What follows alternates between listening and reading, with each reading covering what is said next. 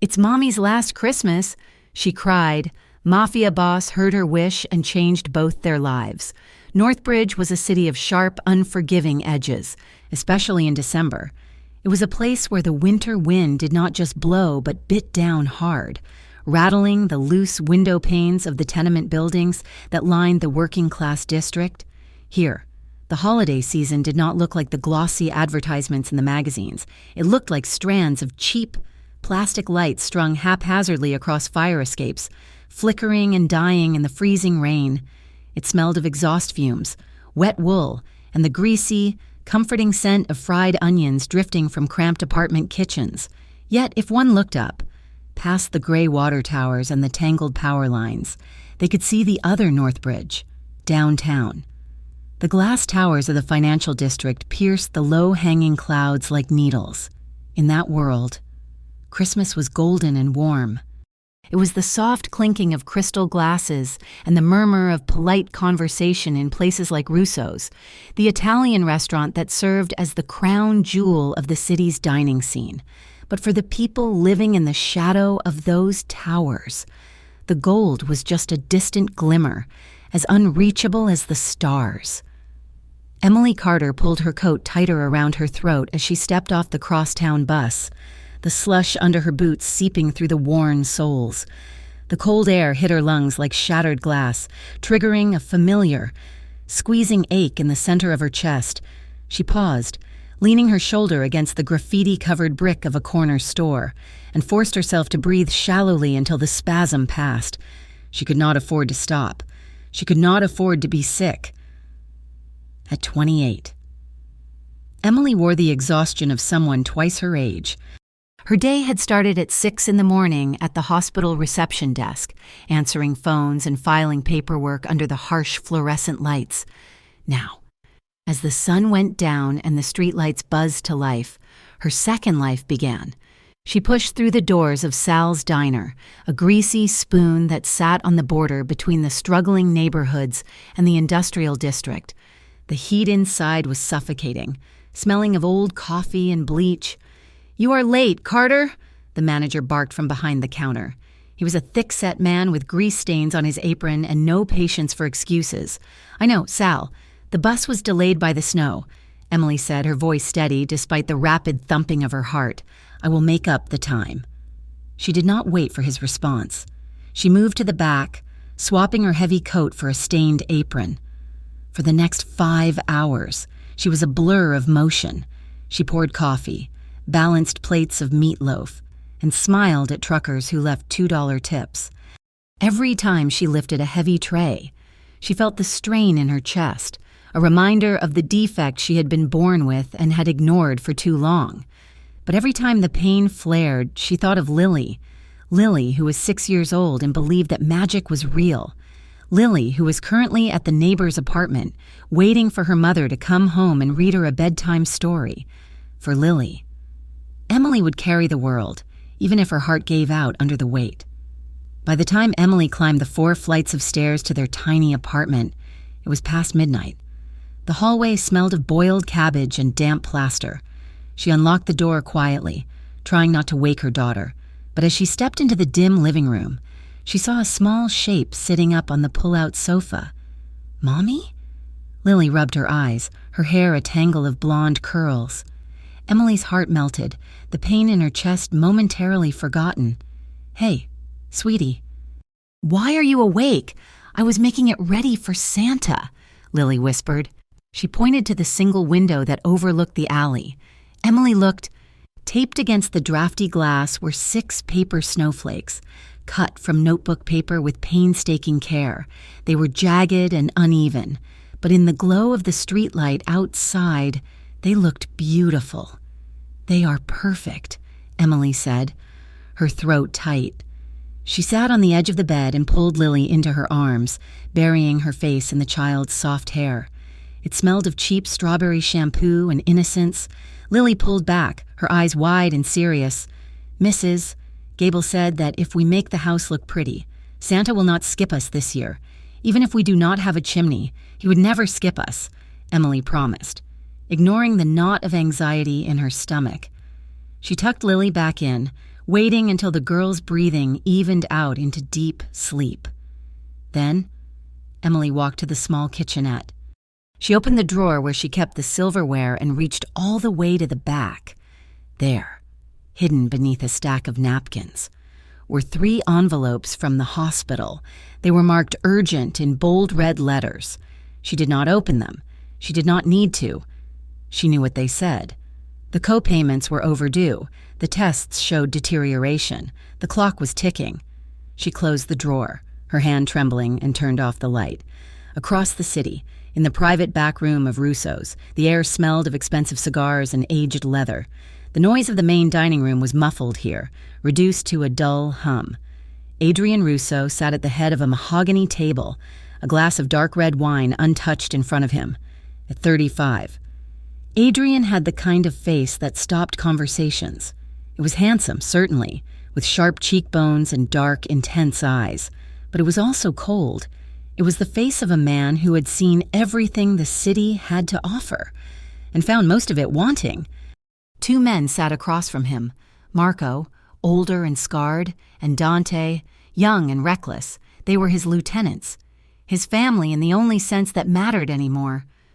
"Victor is pushing into the docks," Marco said, his voice a low rumble. "He hit one of our shipments last night, 2 crates of electronics gone. He's testing the waters." Adrian swirled the wine in his glass, watching the crimson liquid coat the crystal. Victor Delano has always been a greedy man. He mistakes patience for weakness. "We should hit him back," Dante said, leaning forward. "Hard. Send a message that Northbridge belongs to the Russos." "Not yet," Adrian said. His voice was quiet, but it carried absolute authority. Dante leaned back instantly. "The police commissioner is asking questions again," Adrian continued. "He's sniffing around the construction contracts. If we start a war in the streets now, we give him the excuse he needs to come down on us. We handle Victor quietly, cut off his supply lines. Starve him out." He took a sip of the wine, the taste bitter on his tongue. He looked around the opulent room, filled with the spoils of his empire. He had money, power, and fear. He had everything a man in his position was supposed to want. Yet, in moments like this, when the business was done and the silence crept in, he felt a hollow ache in his chest that had nothing to do with heart disease. It was the same ache he had felt 20 years ago, standing in a hospital waiting room while his mother died alone because his father was sitting in a jail cell. It was the grief he had buried under layers of ice and concrete. He was the king of Northbridge. But most nights, he felt like a ghost haunting his own life. 2 days later, the fragile balance Emily had been maintaining shattered. She'd been called into Dr. Evan's office during her lunch break. The cardiologist was a kind man with tired eyes, the sort of doctor who worked at the community hospital because he actually cared, not because it paid well. He sat Emily down and placed a tablet on the desk, showing a pulsing, grayscale image of her heart. "I am going to be blunt with you, Emily," he said gently. "The medication is no longer working. The valve is failing faster than we anticipated." The room seemed to tilt. Emily gripped the arms of the chair, her knuckles turning white. "What does that mean?" "It means you need the surgery, Doctor," Evans said, "and you need it soon." Within the month, Emily felt the blood drain from her face. A month? But the insurance denied the pre-approval. They said it was a pre-existing condition loophole. "I'm still fighting them."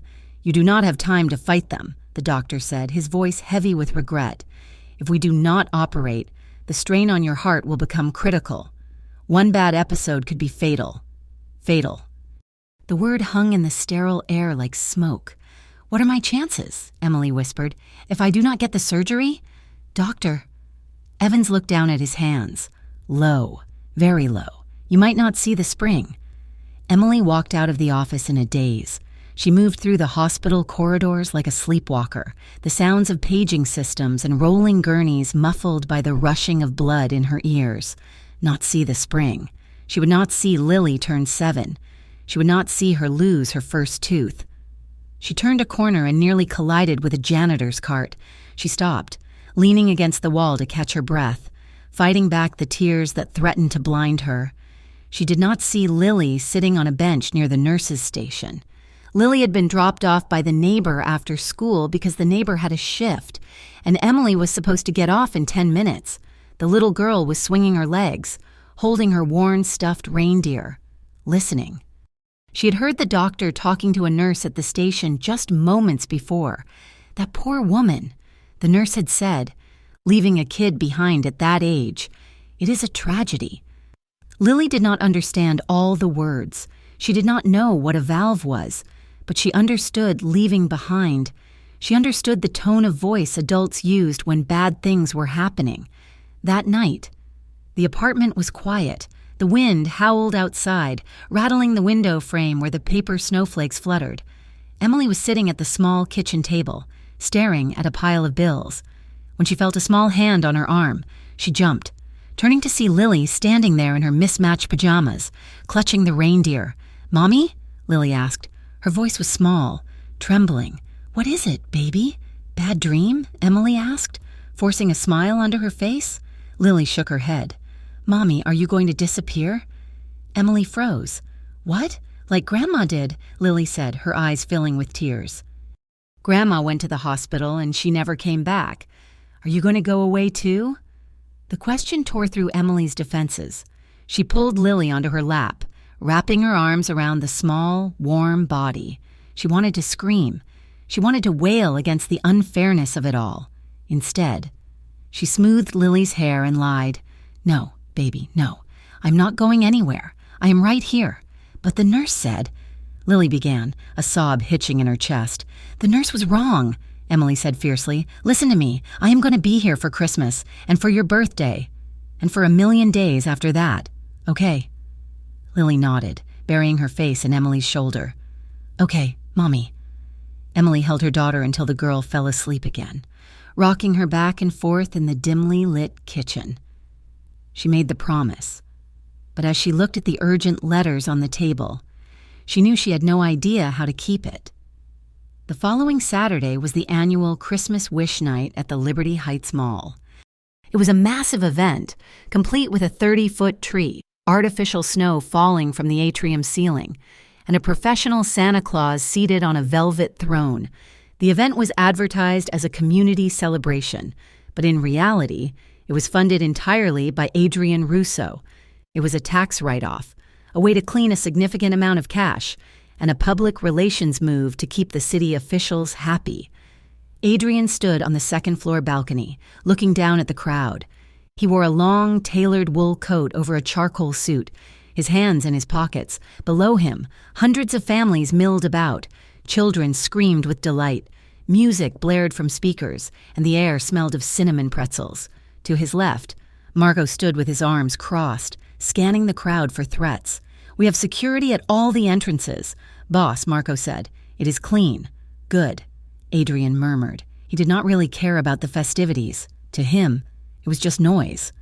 It was a reminder of things other people had, things he had forfeited a long time ago. He watched a father lift a toddler onto his shoulders and felt that familiar, cold distance. He was the architect of this joy, but he could never partake in it. "Let us go down," Adrian said suddenly. "I want to check the setup near the stage." Marco looked surprised, but nodded. They took the escalator down, moving through the crowd like sharks swimming through a school of fish. People instinctively parted for them, sensing the danger that radiated from the men in expensive suits. Near the center stage, the line for Santa wound around the fountain. Emily stood near the velvet ropes, holding Lily's coat. She looked pale, dark circles bruising the skin under her eyes. She had picked up an extra shift the night before and had not slept in 24 hours.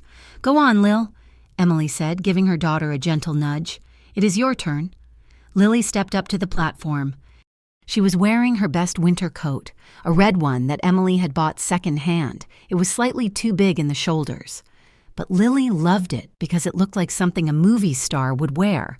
She climbed onto the massive chair, the Santa, a jovial man with a real beard who was being paid $300 an hour, smiled down at her. "Ho, ho, ho," he boomed. "And what is your name?" "Little one?" "Lily," she whispered. "Hello." "Lily, and have you been a good girl this year?" "Yes, sir." The Santa leaned in. "Well then, tell me. What would you like for Christmas? A doll, a bicycle?" Lily looked down at her hands. She twisted the fabric of her red coat. She took a deep breath, her small chest heaving. "I do not want toys," she said. The Santa blinked. "No toys? Well, that is unusual. What do you want then?" Lily looked up, and her voice, though high and childish, carried a devastating clarity that cut through the murmur of the crowd. "I want my mommy to stay," she said. The Santa looked confused. To stay? Lily's lower lip trembled. She began to cry, the tears spilling over her cheeks. "I heard the doctor. He said her heart is broken." She took a gasping breath, and then the words came rushing out, loud and desperate. "It is Mommy's last Christmas," she cried. "That is what I heard. Please, Santa, I do not want a bike. I just want her to be okay. Please do not let her disappear." The words seemed to hang in the air, suspending the noise of them all for a heartbeat. Adrian Rousseau was passing directly behind the stage set when he heard it. "It is Mommy's last Christmas." The sentence hit him with the force of a physical blow. He stopped mid-step, his boot freezing on the polished tile floor. The breath left his lungs. Suddenly, the mall faded, the lights, the music, the crowd, it all vanished. In his mind, he was 15 years old again.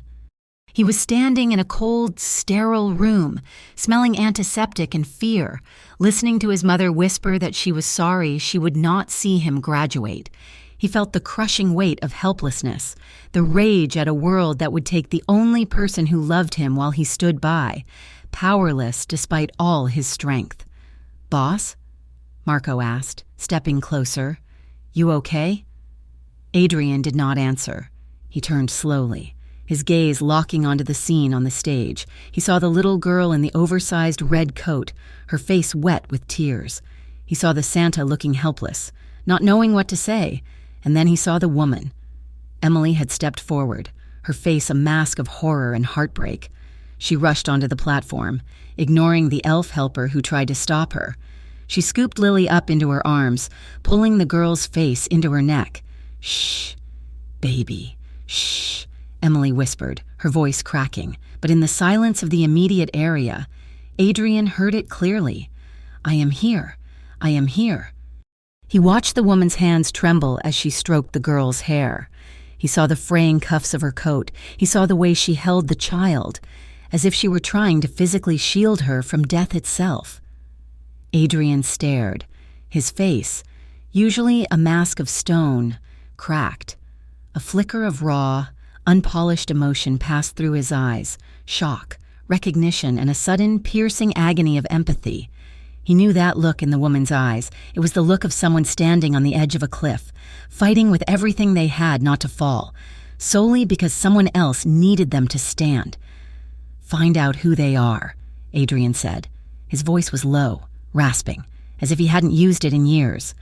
Marco followed his gaze. The woman and the kid? Adrian did not look away. He watched Emily carry Lily off the stage, her steps unsteady, her face buried in the girl's shoulder. "Find out everything," Adrian commanded, the steel returning to his voice, but tempered with something new, something dangerous. "Names, address, what doctor they are seeing, everything. Why?" Marco asked, confused. Adrian watched until Emily disappeared into the crowd, the red of Lily's coat swallowed by the sea of shoppers. "Because," Adrian said, turning away, the ghost of his past settling heavily on his shoulders, "no one should have to beg a mall Santa for their mother's life." He walked away, leaving the festivity behind, but the echo of the little girl's cry followed him, piercing the armor he had spent 20 years building. It is Mommy's last Christmas. Not if he had anything to say about it. The office at the back of the restaurant was silent, save for the rhythmic ticking of a grandfather clock that had stood in the corner for 50 years.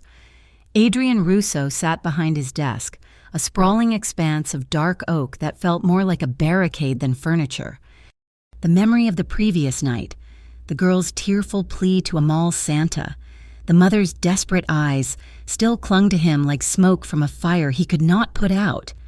He looked up at Marco, who was standing by the door, waiting for orders. Marco was a man of few words, built like a brick wall and just as immovable. but he looked uncertain now. "I want you to find them," Adrian said, his voice devoid of inflection. Marco frowned slightly. "The woman and the kid from the mall? Yes, I want names. I want an address. I want to know where she works and, more importantly, I want to know about her medical situation." Marco shifted his weight. "Boss, with all due respect, we have the union negotiations coming up and Victor breathing down our necks." "Is a charity case really the priority right now?" Adrian's eyes narrowed, the temperature in the room dropping several degrees. He could not explain the ache in his chest, the way the phrase "Mommy's last Christmas" had echoed in his nightmares. He could not admit that he saw his own mother's face in that woman's terrified expression. In his world, empathy was a weakness, and a weak boss was a dead boss. "We sponsored the event." "Marco," Adrian said, lying with the smooth ease of a career criminal, "it looks bad if we have people crying about dying on our stage and we do nothing. It is a loose end, a public relations liability. I want to know if the story is true or if she was just grifting for sympathy. If it is real, we handle it quietly to boost the charity's reputation. If it is a scam, we make sure they do not come back." Marco nodded, accepting the logic. It was cold, calculating, and made perfect sense. Understood. "I will put a tail on them today." Adrian turned his chair toward the window, dismissing him. As the door clicked shut, he let out a breath he did not realize he had been holding. He was justifying his interest, wrapping it in business terms, but his hands were gripping the armrests of his chair tight enough to turn his knuckles white. The lunch rush at the diner was a chaotic symphony of clattering plates, sizzling grease, and shouting voices. For Emily, it was a battlefield. "Order up on table 4, Sal shouted from the pass-through window, slamming a plate of fries onto the metal counter. Emily grabbed the plate, her fingers trembling slightly. The dizziness had started an hour ago, a slow, spinning sensation at the back of her skull that made the checkered floor tiles seem to warp and shift. She swallowed hard, forcing her eyes to focus. "Coming," she called back, though her voice sounded thin to her own ears. She moved toward table 4, navigating the narrow space between the booths. The air in the diner was thick and hot, smelling of burnt coffee and bacon fat. It clung to her skin, making it hard to breathe. Her heart was doing that frightening thing again, skipping beats, then racing to catch up. A frantic bird trapped in her ribcage. She reached the table where a man in a grease-stained mechanic's jumpsuit was waiting. He was tapping his fork impatiently against the formica. About time. He grunted as she set the plate down. "You forgot the ketchup." "I am sorry," Emily said, reaching for the bottle in her apron pocket. "I have it right here." She tried to hand it to him, but a wave of black spots danced across her vision. Her knees buckled for a fraction of a second, and she had to grab the edge of the table to keep from going down. The ketchup bottle slipped from her fingers and hit the floor, rolling under the booth. "Hey, watch it," the customer snapped, pulling his legs back. "Are you drunk or something?" Emily blinked, the world slowly coming back into focus. "No, I am sorry. I just got dizzy." Sal was there in an instant, his heavy boots thudding against the floor. "What is the problem here?" "She's dropping things," the customer sneered, acting all spacey. "I have been waiting 20 minutes for a burger and now she is throwing condiments at me." Sal turned his glare on Emily. "Carter, get it together. This is not nap time. If you cannot handle the shift, tell me now so I can find someone who wants to work." "I can handle it," Emily whispered, humiliation burning her cheeks. The other customers were staring. She could feel their eyes on her, judgmental, annoyed. They saw a clumsy waitress. They did not see a woman whose heart was slowly failing her. They did not see the mother who was working herself to death for a pair of winter boots for her daughter. "Then pick up the bottle and get table 6 their coffee," Sal barked. "You are moving like molasses today." Emily bent down to retrieve the bottle, the movement making her head swim violently. She squeezed her eyes shut for a second, silently repeating Lily's name like a mantra. Lily, Lily, Lily. She stood up, pasted a smile on her face, and went back to work. By the time her shift ended, it was past 11 at night. The snow had started falling again. thick, wet flakes that coated the city in a deceptive blanket of silence. Emily walked out the back door of the diner, wrapping her thin scarf around her face. The alley was dark, illuminated only by the sickly yellow glow of a distant streetlight. She was exhausted, her bones aching with a deep, marrow-level weariness. All she wanted was to go home, kiss Lily's sleeping forehead, and collapse. She did not see the figure stepping out from behind the dumpster until it was too late. "Well, look who it is." Emily froze, her heart hammering a frantic rhythm against her ribs. She knew that voice. It was a voice that used to whisper sweet lies and shout angry threats in equal measure. Tyler. He stepped into the light, a cigarette dangling from his lip. He looked the same as he had 3 years ago, lean, ragged, with a cruelty in his eyes that he mistook for toughness. He was wearing a leather jacket that was too thin for the weather, shivering slightly. "You look like hell." "Em," he said, looking her up and down. "What do you want, Tyler?"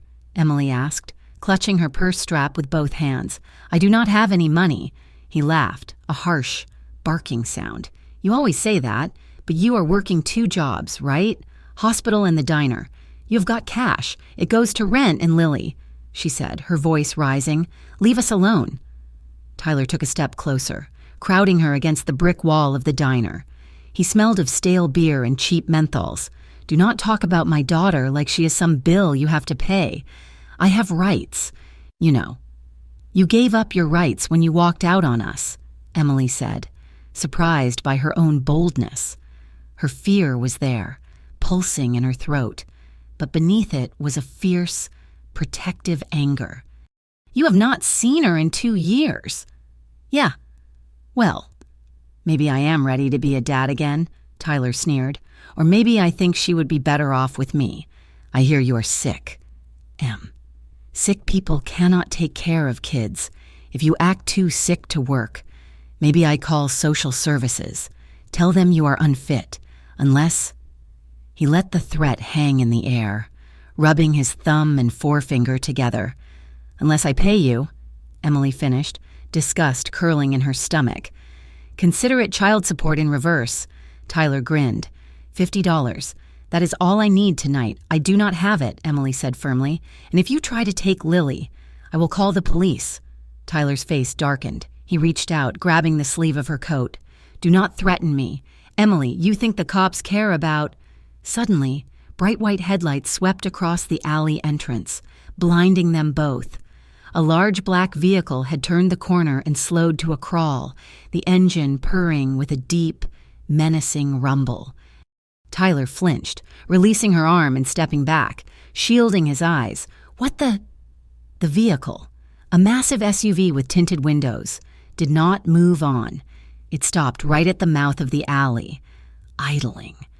It was a predator pausing to observe. Tyler looked from the car to Emily. His nerve breaking, he was a bully, and like all bullies, he was a coward when faced with something bigger than himself. "This isn't over," he hissed at her, backing away into the shadows. "You better have something for me next time."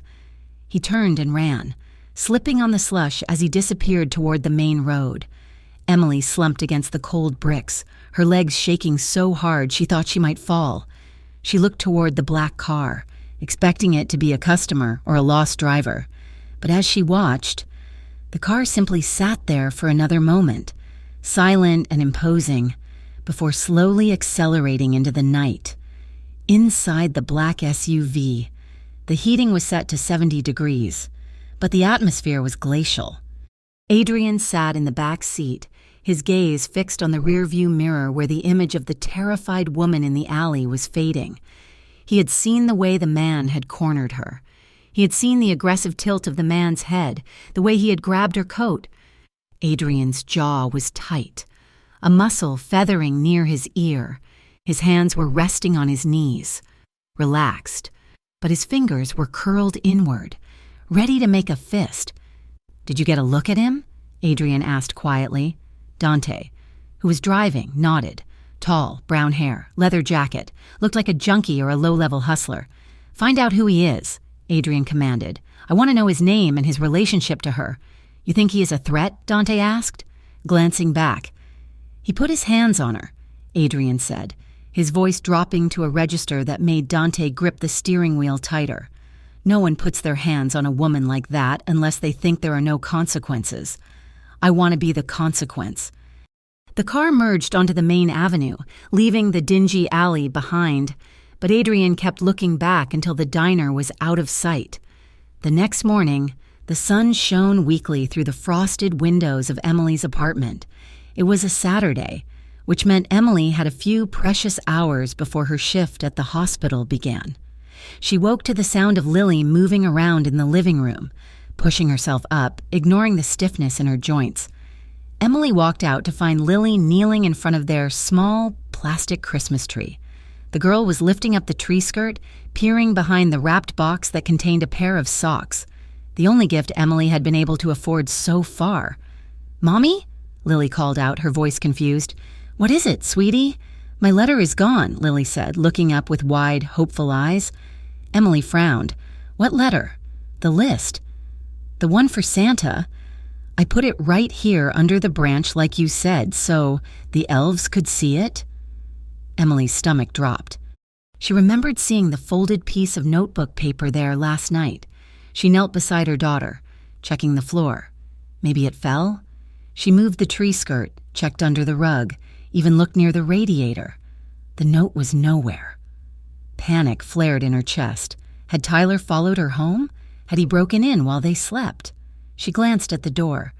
The deadbolt was still engaged. The window was locked, though the latch was flimsy. Maybe the wind blew it, Emily suggested weakly, though she knew the window hadn't been open. Lily stood up, a slow smile spreading across her face. "No. Mommy, do not be silly." "What?" "Santa took it." Lily clapped her hands. "He must have come early to pick it up. He probably couldn't read my writing from the North Pole, so he came to get it to read it better." Emily looked at her daughter's shining face and forced a smile. Right. Of course. That must be it. But inside, a cold shiver ran down her spine. Someone had been here. Across town, in the high-rise office building that served as the front for Russo Construction, Adrian sat at his desk. The morning light poured in through floor-to-ceiling windows that offered a panoramic view of the city he practically owned. In the center of his pristine, glass-topped desk sat a crumpled piece of wide-ruled notebook paper. Adrian reached out and smoothed the paper with a finger. The handwriting was large and uneven. The letters formed with crayons. "Dear Santa, I have been good. I helped Mommy wash dishes. For Christmas, I would like 1. Pink boots, size 1. 2. A book about dragons. 3. A music box that plays a song. And please make Mommy stop hurting inside. She cries when she thinks I am sleeping. I want her to be happy. Love, Lily." Adrian stared at the last line. Please make Mommy stop hurting inside. The silence in the office was deafening. He had read police reports, extortion files, and death warrants without batting an eye. But this sheet of paper, with its waxy crayon smell, felt heavier than a loaded gun. Marco stood by the door, looking uncomfortable. "I picked it up this morning. The window by the fire escape has a broken latch. It was sitting right there on the sill inside. I didn't enter the premises. Technically, just reached in." Adrian did not reprimand him. "Good work." He looked up. "What is their financial status?" "Grim," Marco said, flipping open a notepad. "Emily Carter, 28, works at St. Jude's Hospital and Sal's Diner. The rent on the apartment is 3 months behind. The landlord is threatening eviction on the 1st of the year. She has utility notices piling up, and the medical bills." Marco whistled low. "It is bad, boss. She's drowning." Adrian looked back at the crayon letter. He traced the shape of the clumsy heart drawn at the bottom. "Set up a fund," Adrian said abruptly. Marco blinked. "A fund? A charitable trust. Call it the Northbridge Holiday Assistance Program. Make it look legitimate. Funnel it through the shell company we use for the union donations. And what do I do with it?" Adrian looked him in the eye. "Pay the rent. All of it. Plus 6 months in advance. Pay the electric, the gas, and the water, and clear whatever debt she has with the landlord." Marco's eyebrows shot up. "That is a lot of cash, Adrian, for a stranger." "She is not a stranger." Adrian said quietly. "She's a citizen of my city." He picked up the letter and folded it carefully, sliding it into the breast pocket of his suit jacket, right over his heart. "Do it today." "And Marco?" "No one knows it came from me." That evening, Emily came home bracing herself for an eviction notice taped to the door. Instead, the landlord, Mr. Henderson, was waiting in the hallway. He was a sour-faced man who usually looked at her like she was a stain on his carpet. Today, he looked baffled. "Miss Carter," he called out as she trudged up the stairs. Emily flinched. "Mr. Henderson, I have half the rent for this month right here," she began, reaching for her purse.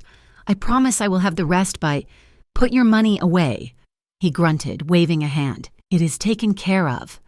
Emily stopped on the landing. "What? You got lucky. Some charity group called me this afternoon. The Northbridge something or other. Said you were selected for a grant.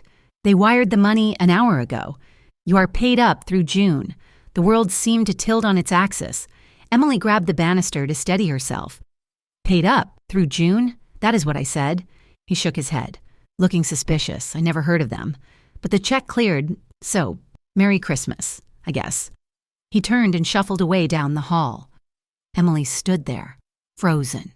Relief washed over her so powerfully it made her knees weak, but it was quickly followed by a sharp spike of suspicion. Charities didn't just find you. You had to apply. You had to fill out forms and prove you were destitute. She felt a strange mix of gratitude and offense. She had always paid her own way, no matter how hard it was. Accepting charity felt like admitting defeat. But as she opened her apartment door and saw Lily sitting on the floor, humming to herself, the pride dissolved. She was safe. They had a home. For 6 more months, they had a home. She closed the door and leaned against it, closing her eyes as tears pricked at the corners. "Thank you," she whispered to the empty room, not knowing who she was thanking. Later that night, the mood in the apartment was lighter than it had been in months. The crushing weight of the immediate debt was gone, and it allowed Emily to breathe a little easier, even if her heart still fluttered with every exertion. "Let us finish the tree," Emily said, pulling a box of ornaments from under the bed. Lily cheered. "Can I put the star on? You're too short." "Munchkin, but you can hand it to me." The tree was a scrawny, artificial thing that shed green plastic needles every time it was touched, but to them, it was magnificent. They hung the glass bulbs they had collected over the years, a snowman with a chipped nose, a glittery pine cone, a ceramic angel. "Okay, last one." Emily said. She dragged a kitchen chair over to the tree. Climbing onto it felt like climbing a mountain. Her legs felt heavy, as if they were filled with lead. As she rose, the blood rushed from her head. She swayed, her hand hovering near the top branch with the gold plastic star. "Mommy?" Lily asked, her voice tinged with worry. "I am okay," Emily gasped, blinking rapidly to clear the gray fog in her vision. She felt small hands wrap around her calf. Lily was hugging her leg, trying to hold her up. "I got you." "Mommy," Lily said fiercely, "I won't let you fall." The sensation of those tiny arms anchoring her was almost too much to bear. Emily bit her lip, steadying herself with a supreme effort of will. She placed the star on the top branch, her hand trembling so hard the whole tree shook. "There," she whispered, stepping down carefully and collapsing onto the sofa. "We did it." She pulled Lily into her lap, her heart thudding painfully against her ribs, underscoring just how fragile this beautiful moment really was. Outside, on the street below, the black SUV sat idling at the curb. Adrian watched the third-floor window. He could see the silhouette of the woman standing on the chair, placing the star. He saw her sway, saw the moment of weakness, and his hand instinctively reached for the door handle, ready to run up 3 flights of stairs to catch her. Then he saw her step down. He saw the 2 shadows merge on the sofa, safe and warm in their golden square of light. For a moment, Adrian let his guard down completely. He imagined what it would be like to be in that room, to feel that warmth. To have someone look at him not with fear or respect, but with that pure, uncomplicated love he saw between the mother and child. It was a dangerous fantasy. He was a man of violence. He lived in the shadows so people like them could live in the light without knowing what lurked in the dark. "Drive," Adrian said, his voice rough. Dante eased the car away from the curb. Adrian did not look back this time. He stared straight ahead, pulling his coat tighter around himself, forcing the ice back into his veins. He had paid the rent. He had done his good deed. That should have been enough. But as the city lights blurred past his window, Adrian Russo knew, with a terrifying certainty, that it was not enough. He was already in too deep, and he had no desire to swim back to the shore.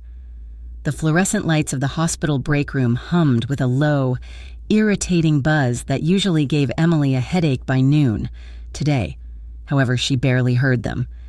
She sat on the edge of the vinyl sofa, gripping her phone so tightly her knuckles had turned the color of old parchment.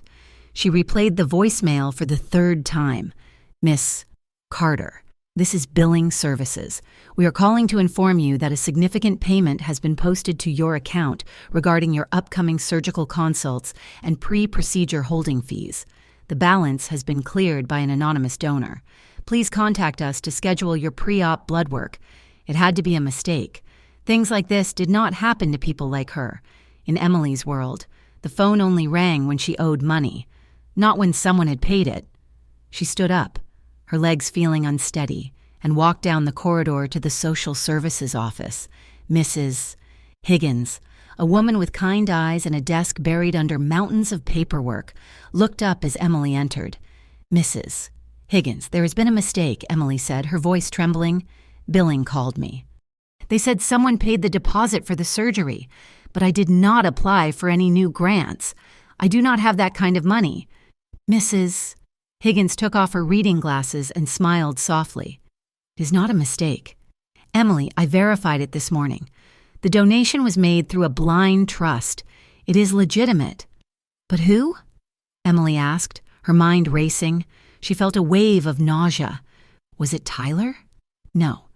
Tyler did not have $5, let alone $5,000. Was it a clerical error that they would demand she pay back later? "I cannot tell you that, simply because I do not know." "Mrs. Higgins said gently. She stood and walked around the desk, resting a hand on Emily's shoulder. "Listen to me. We have wealthy benefactors in this city who sometimes choose to support specific cases. They value their privacy, but they value helping people more. Do not question a miracle when it lands in your lap. Dear, just take it. Schedule the surgery." Emily looked at the older woman, tears welling in her eyes. The relief was a physical weight lifting off her chest, but beneath it was a lingering unease. She had learned the hard way that nothing in life was truly free. There were always strings attached. But as she thought of Lily, waiting for her at the neighbor's apartment, the fight drained out of her. She could not afford pride. She could only afford survival. "Thank you," she whispered, wiping her cheek. 2 days later, the hospital administrator, Mr. Henderson, stopped by the reception desk. He was a nervous man who always seemed to be smoothing down his tie. "Emily, I need a favor," he said. Emily looked up from her computer screen. "Of course. Mr. Henderson, what is it? The Russo Foundation, you know. The group that funded the new pediatric wing is hosting a Christmas appreciation dinner for the hospital staff tonight. They specifically asked for a mix of doctors, nurses, and support staff to represent the hospital. I want you to go." "Me?" Emily blinked. "But I am just a receptionist." "You are the face of this department," Henderson said firmly. "And frankly, you have worked double shifts for 6 months without a complaint. You deserve a night of good food. It is at Russo's downtown, 7 o'clock. Emily hesitated. The name Russo's conjured images of crystal chandeliers and menu items she could not pronounce. "I do not have anything to wear to a place like that, sir, and I have to pick up Lily. I have already spoken to the shift supervisor. You are leaving early to get ready, and bring Lily to your neighbors. I will approve overtime pay for the inconvenience." He did not leave room for argument. It felt less like an invitation and more like a command, though delivered with a smile. That evening, Emily stood in front of her small, cracked mirror. She wore a simple navy blue dress she had bought years ago for a cousin's wedding. It was modest, falling to her knees, with long sleeves that hid the faint bruising from her recent blood draws. She pulled her hair back into a low bun, trying to look professional, trying to hide the fact that she was terrified. She kissed Lily goodbye at Mrs. Gable's door. "You look like a princess." "Mommy," Lily said, touching the fabric of the dress. Emily forced a bright smile. "I will be back before you wake up. Be good for Mrs. Gable." Russo's was every bit as intimidating as Emily had feared. The exterior was polished black stone, and the interior glowed with warm, amber light. A massive Christmas tree dominated the foyer, decorated with gold ribbon and glass ornaments that probably cost more than her rent. Emily felt small as she followed Dr. Evans and the head nurse, Sarah, into the restaurant. They were led past the main dining area, where well-dressed couples clinked glasses, to a private dining room at the back. The room was intimate, with dark wood paneling and a long table set with white linen. At the head of the room stood Adrian Russo. He was speaking to a waiter, but he turned as they entered, in his tuxedo. He looked like something out of a classic film, tall, broad-shouldered, and devastatingly handsome. But there was a sharpness to him, a dangerous edge that the expensive tailoring could not quite conceal. "Welcome," Adrian said, his voice smooth and deep. "Thank you all for coming. Doctor." Evans stepped forward to shake his hand. "Mr. Russo, it is an honor. Thank you for your generosity." Adrian nodded, but his eyes drifted past the doctor, scanning the group until they landed on Emily. For a second, the room seemed to go quiet. Emily felt her breath hitch. He was looking at her with an intensity that made her skin prickle. It was not the leering look she sometimes got from customers at the diner. It was something else. Recognition? Curiosity. "And you must be Miss Carter," Adrian said, stepping forward. Emily froze. She had not been introduced. How did he know her name? "Yes," she stammered. "Emily Carter. Mr. Henderson spoke highly of your dedication," Adrian said smoothly, extending his hand. She took it.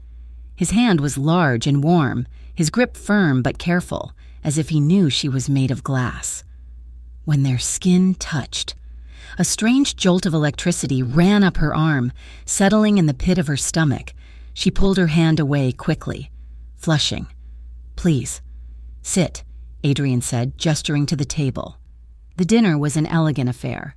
Waiters moved silently, placing plates of seared scallops and risotto before them. The conversation flowed around medical funding and community outreach, led mostly by Dr. Evans and Adrian. Emily ate little. She felt out of place among the doctors and the wealthy host. She kept her head down, focusing on moving the food around her plate, but she could feel Adrian's gaze on her. Every time she looked up, he was watching her from the head of the table. "So, Emily," Adrian said during a lull in the conversation. The sound of her name on his lips made her jump. "Tell me, do you enjoy working at the hospital?" "It is difficult work," she answered honestly, her voice soft, "but it is important. People come to us on their worst days. If I can make the paperwork a little less frightening for them, then it is worth it." Adrian studied her. "That is a rare perspective. Most people just see the bureaucracy." He took a sip of his wine. "And you have a daughter, correct?" Emily stiffened. Her protective instinct flared. "Yes, Lily. She is 6. "That is a magical age," Adrian said, a shadow crossing his face. "Old enough to understand the world, but young enough to still believe in miracles." Emily looked at him sharply. There was a sadness in his tone that caught her off guard. For a moment, the powerful mafia boss vanished, replaced by a man who looked incredibly lonely. Suddenly, a sharp pain radiated through Emily's chest. It was a familiar protest from her heart, exacerbated by the stress of the evening. She brought her hand up to her sternum, rubbing the spot unconsciously, her face paling slightly. Adrian noticed instantly. His eyes narrowed, focusing on her hand, then her face. "Are you all right?" he asked, his voice dropping, cutting through the chatter of the other guests. Emily dropped her hand to her lap. "I am fine," she lied quickly. "Just a little heartburn. The food is richer than I am used to." Adrian did not look convinced. He signaled to a waiter.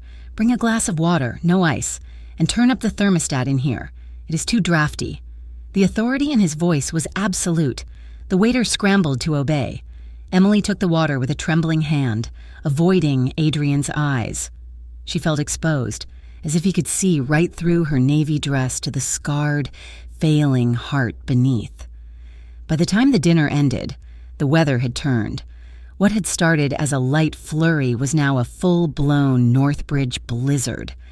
Snow whipped past the windows in horizontal sheets, burying the streets in white. The guests said their goodbyes in the foyer.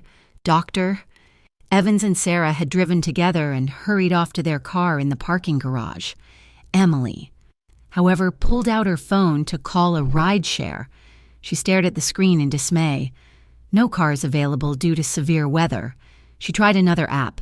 Wait time, 60 minutes. Surge pricing, $50. She did not have $50.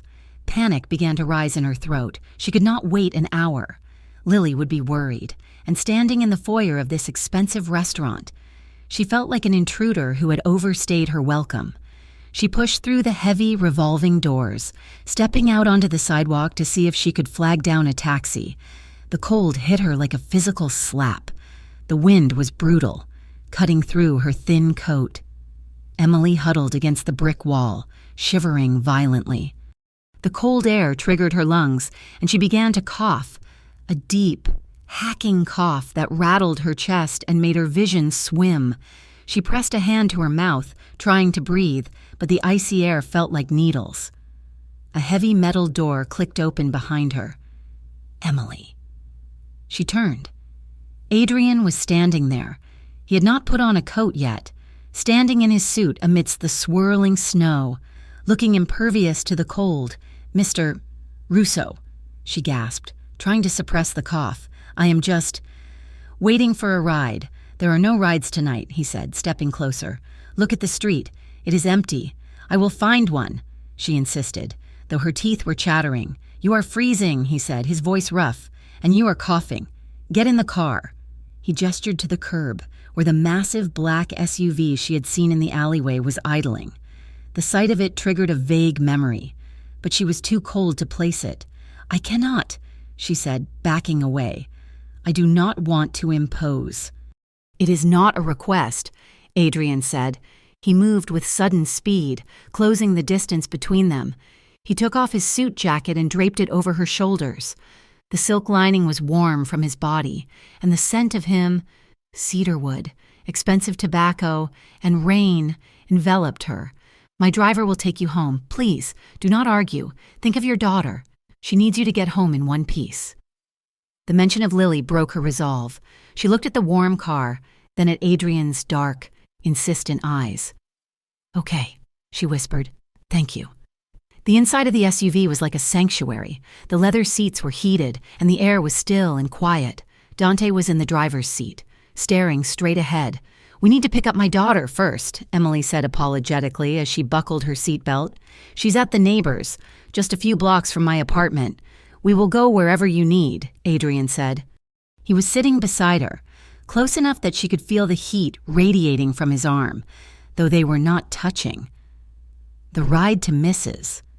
Gable's building was slow, the heavy tires crunching through the snow. Adrian did not speak, but he watched her. He watched the way she huddled into his jacket, pulling the lapels tight across her chest. He looked like he wanted to say something, his hand twitching on his knee, but he remained silent. When they picked up Lily, the little girl was groggy, clutching her stuffed reindeer. She climbed into the back, her eyes widening when she saw Adrian. "Is he a prince?" Lily whispered loudly to Emily as she buckled her booster seat. Emily flushed crimson. "No, honey, this is Mr. Russo. He gave Mommy a ride because of the snow. Hello." "Lily," Adrian said. He turned in his seat to look at the child, and his face softened completely. The hard lines around his mouth vanished. "I like your reindeer." Lily beamed. "His name is Barnaby." "Nice to meet you." "Barnaby," Adrian said solemnly. "Within minutes." The rhythmic motion of the car lulled Lily back to sleep. Her head lolled to the side, her breath fogging the window. Silence settled over the back seat again, but this time it felt intimate. The storm raged outside, sealing them into a private world of leather and warmth. Emily stopped shivering, but she kept Adrian's jacket on. It felt like armor. "Thank you," she said softly, breaking the silence. "You have been very kind. I did not expect—" "You did not expect a man like me to be kind?" Adrian finished for her, looking at her profile. "I did not mean it like that," she said quickly, turning to face him. He shifted, his knee brushing against hers. The contact was brief, but it sent a shockwave through Emily that had nothing to do with the cold. She drew a sharp breath, her eyes locking with his, in the dim light of the passing street lamps. Adrian's eyes were pools of dark intensity. He looked at her not as a charity case, but as a woman. He looked at her mouth, then back up to her eyes. "You should not be out in this cold. Emily," he murmured. "Your heart. It cannot take the stress." Emily froze. "How do you know about my heart?" Adrian hesitated. He had slipped. Mr. Henderson mentioned you have had some health struggles." It was a plausible lie, but Emily sensed there was more to it. Yet, looking at him, she did not feel fear. She felt a strange, magnetic pull. "I am tougher than I look," she whispered. "I know you are," Adrian said. His voice was a low rumble that seemed to vibrate in her chest. "That is what worries me. You fight so hard. You forget to let anyone help you." He reached out, his hand hovering near her knee where the jacket had slipped. He pulled the fabric back up, his knuckles grazing her thigh through the dress. The touch was respectful, but it burned. Emily blushed. Looking away out the window, the city was a blur of white, but inside the car, everything was in sharp, high-definition focus, the smell of him, the sound of his breathing, the overwhelming sense of his presence. When the SUV pulled up to a rundown apartment building, the snow was falling harder than ever. Dante idled the car at the curb. Adrian opened the door and stepped out into the drift. Ignoring the snow soaking his dress shoes, he reached in to help Lily out, lifting the sleeping child into his arms as easily as if she weighed nothing. "I can take her," Emily protested, scrambling out. "She is heavy, and the stairs are icy." Adrian said, "Lead the way." He carried Lily up the 4 flights of stairs without breaking a sweat, while Emily followed, clutching the railing and trying to catch her breath. At her door. Emily fumbled with her keys. She pushed the door open, revealing the tiny, dimly lit living room with its mismatched furniture and the scrawny tree with the paper snowflakes. Adrian stepped inside and gently laid Lily on the pull-out sofa. He pulled the blanket up to her chin, his movements incredibly tender for a man of his size. Emily watched him, her heart aching. Seeing him in her apartment, this powerful, wealthy man standing on her worn rug, should have been ridiculous. Instead, it felt right. He turned to leave, and panic flared in Emily's chest. She did not want him to go back to the storm. She did not want to be alone with the silence. Would you like some coffee?" she asked. "It is the least I can do." "To say thank you." Adrian paused. He looked around the cramped room, taking in the peeling wallpaper, the drafty window, the sheer poverty of it, and then he looked at Emily, standing there in her simple dress and his expensive jacket, looking at him with hopeful, frightened eyes. "Coffee would be nice," he said quietly. The kitchen was so small that they had to stand close together.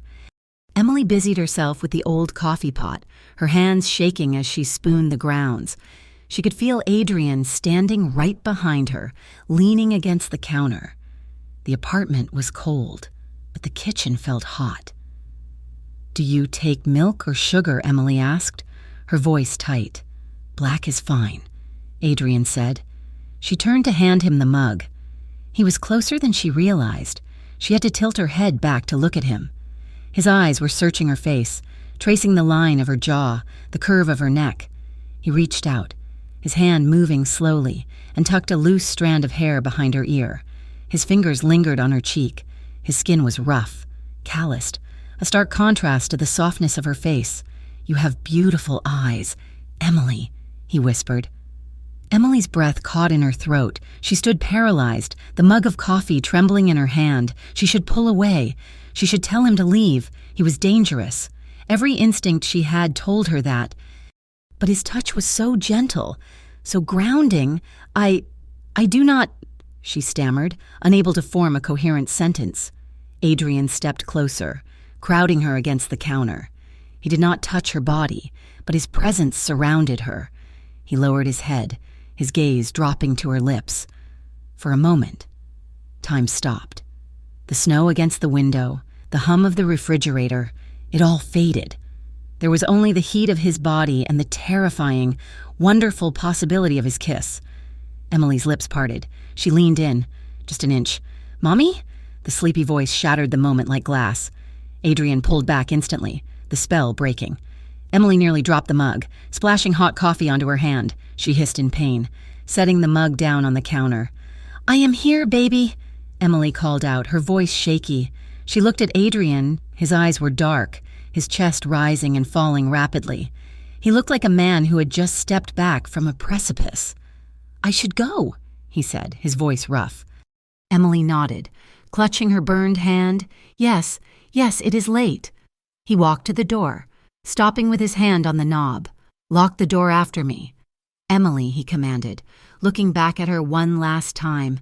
And then he was gone, leaving Emily standing in the tiny kitchen, her heart racing a dangerous rhythm, the taste of what almost happened lingering on her lips. Over the next week, the rhythm of St. Jude's Hospital changed imperceptibly, centered around the reception desk where Emily Carter worked. It began with a scheduled meeting regarding the charity partnership, but it quickly evolved into something else entirely. Adrian Russo, a man whose name was whispered in fear throughout Northbridge, became a fixture in the brightly lit corridors of the administrative wing. He came under the guise of business. There were always papers to sign, details to discuss about the new pediatric equipment, or logistics regarding the funding transfer. Yet, invariably, these meetings would end early or start late, leaving Adrian with time to linger near the front desk. To the casual observer, he was simply a wealthy donor checking on his investment to the hospital staff.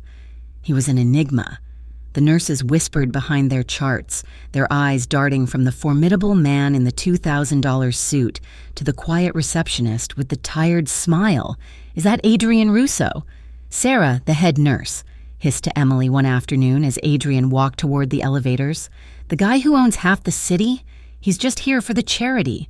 Emily deflected, keeping her eyes on her computer screen, though her heart had already begun that treacherous, rapid rhythm it always adopted when he was near.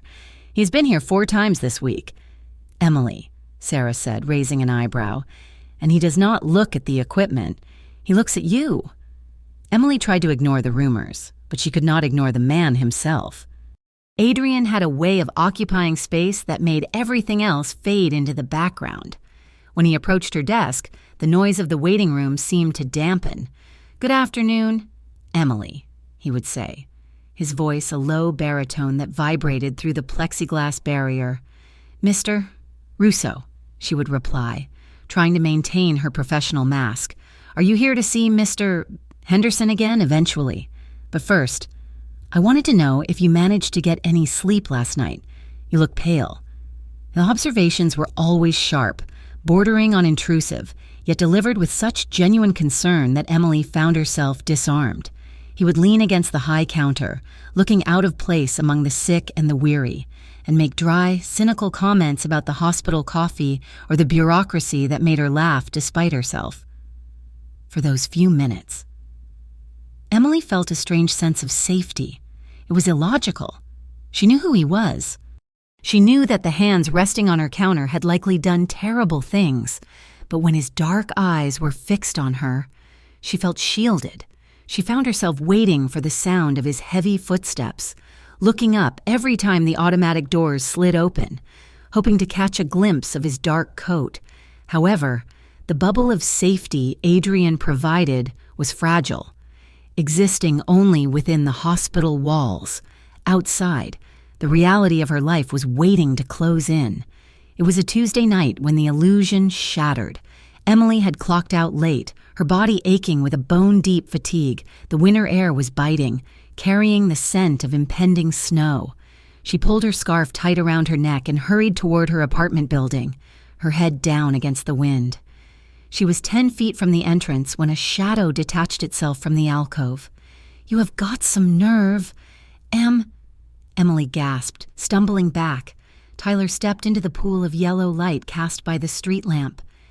He looked worse than he had the week before. His eyes were bloodshot, his jaw clenched tight with a mixture of rage and desperation. "Tyler, please," Emily said, her voice shaking. "It is late. I need to go inside." "Go inside to what? To count your money?" Tyler spat on the frozen pavement. "I heard about the rent. Henderson down at the pub says your landlord got paid up for 6 months. 6 months? Emily, where does a waitress get that kind of cash? It was a charity program," Emily said, edging toward the door. "I told you. Do not lie to me," Tyler shouted, stepping forward to block her path. "Charities do not just drop $5,000 on a nobody. You are sleeping with someone. That is it not? You found some rich criminal to pay your way." He loomed over her, his breath smelling of stale whiskey. Emily felt a spike of fear, sharp and cold. This was not just bluster. Tyler was humiliated, and humiliation made him dangerous.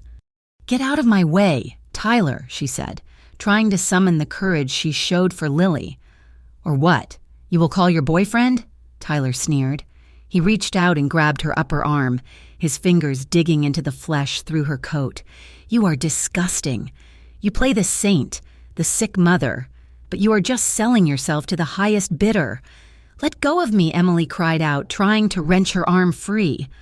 The sudden movement sent a jagged bolt of pain through her chest, making her gasp. Tyler did not let go.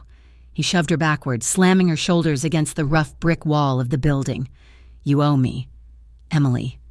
If you have got a sugar daddy, then you can afford to pay me my share for leaving you alone."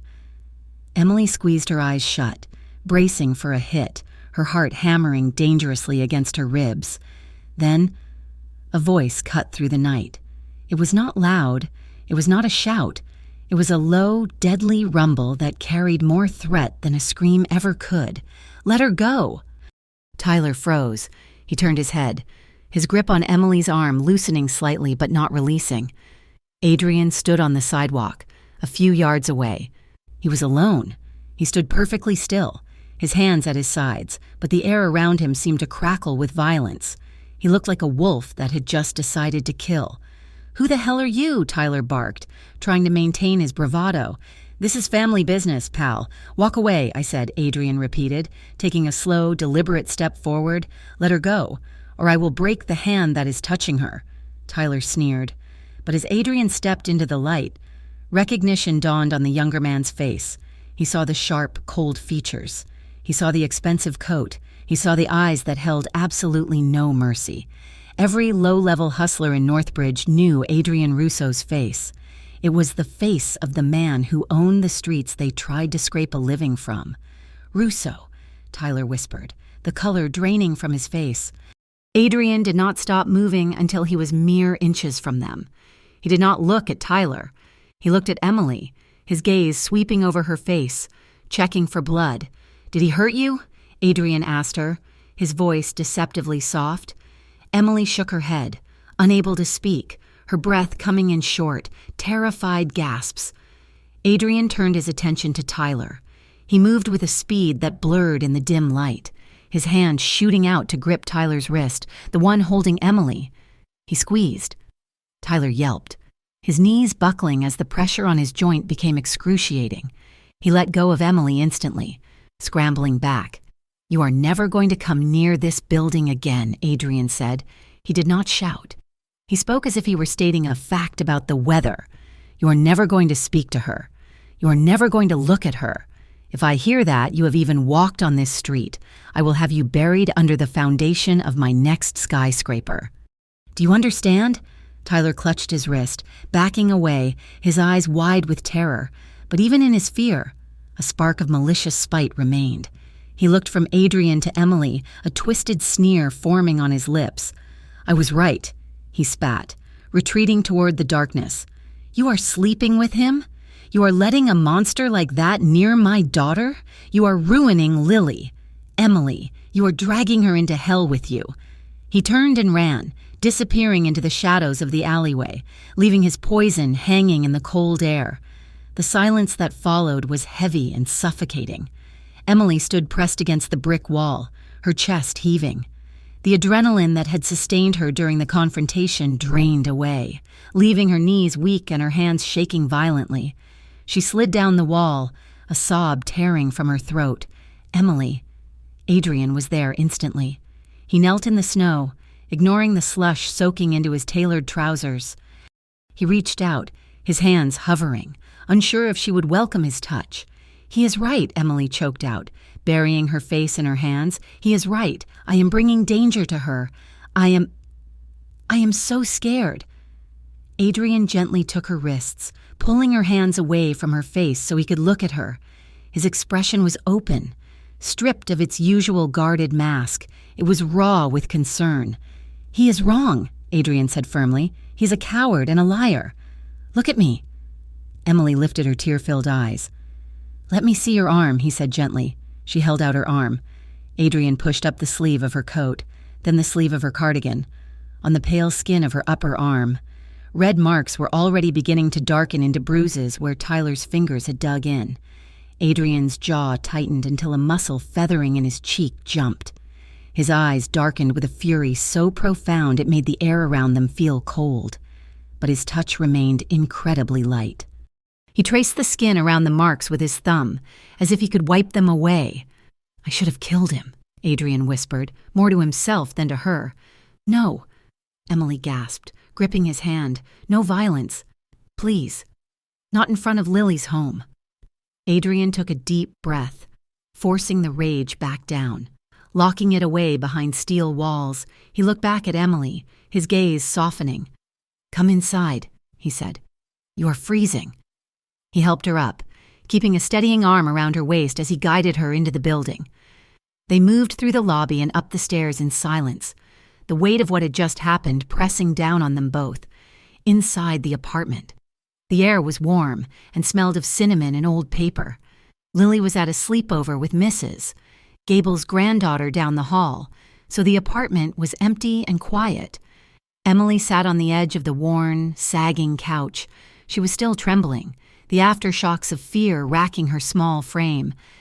She felt fragile, like a porcelain cup that had been dropped and glued back together too many times. Adrian locked the door, all 3 locks, and then walked over to her. He did not sit beside her.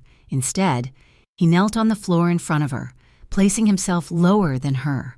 A gesture of submission that was startling coming from a man who commanded an army. He took both of her hands in his. His palms were warm and rough, anchoring her. "I'm sorry," Emily whispered, staring at their joined hands. "I am so sorry you had to see that. It is humiliating. There is no shame in being targeted by a bully," Adrian said fiercely. "The shame is his alone." Emily looked at him, her eyes searching his face. "I'm so scared, Adrian, not just of him. I am scared of the surgery. I am scared that I am going to die on that table. And if I do, Tyler will come for her. He will take Lily, and he will destroy her spirit just like he tried to destroy mine." The confession hung in the air, stark and terrifying. Adrian tightened his grip on her hands. He leaned in, his dark eyes locking onto hers with an intensity that burned. "Listen to me, Emily." His voice was a rough whisper, filled with the weight of an oath. "That will not happen. I will not let it happen. I don't care what laws I have to break. I do not care what lines I have to cross. I swore a long time ago I would never get involved personally again. But that is done. You and Lily. No one touches you. No one takes her. As long as I have breath in my body, you are safe." The conviction in his voice broke something open inside Emily. For years, she had been the strong one. She had been the shield, the provider, the protector. She had stood alone against the wind. To have this man, this dangerous, powerful, complicated man, kneel before her and offer to carry the weight, it was overwhelming. "Thank you," she breathed. Leaning forward, they were close now. The space between them was charged, electric with the sudden shift from fear to something else, something hotter. Emily looked at his face. She saw the sharp angle of his jaw, the faint shadow of stubble, the small, white scar near the corner of his lip. Without thinking, she freed one hand and reached out. Her fingers trembled as she touched his jaw, tracing the line of that scar. Adrian went still. He closed his eyes for a second, leaning his face into her palm, inhaling sharply. It was a gesture of surrender. When he opened his eyes again, they were dark with a hunger that he had been suppressing for weeks. "Emily," he warned, his voice straining, "you should be careful. I'm not a good man. I do not see a bad man," Emily whispered. "I see the man who saved us." She leaned down. Adrian tilted his head up. The first brush of their lips was hesitant, a question asked in the silence of the room. Emily's heart skipped a beat, not from pain but from anticipation. Adrian held back, giving her one last chance to pull away, to retreat to safety. She did not pull away. She pressed closer, and then the dam broke. Adrian groaned low in his throat and captured her mouth. The kiss was not gentle. It was desperate. It was the collision of two souls who had been starving for years. His hands moved from her hair to cup her face, his thumbs stroking her cheekbones as he deepened the kiss, tasting her, claiming her. Emily made a soft sound and slid off the couch, not onto the floor, but into his space. Adrian caught her effortlessly, pulling her into his lap as he sat back on his heels. She straddled his legs, her fingers tangling in the hair at the nape of his neck, pulling him closer. The world outside, the snow, Tyler, the hospital, the mafia, ceased to exist. There was only this. The roughness of his coat against her palms, the smell of his skin, the heat of his mouth moving against hers with a rhythm that made her head spin.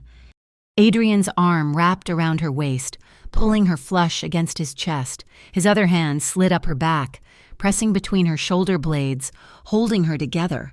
He kissed her like he was drowning and she was air. He kissed her like he wanted to memorize the taste of her soul.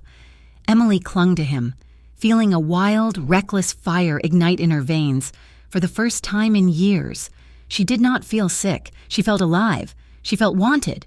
She arched her back as his lips trailed down her jawline to the sensitive spot beneath her ear.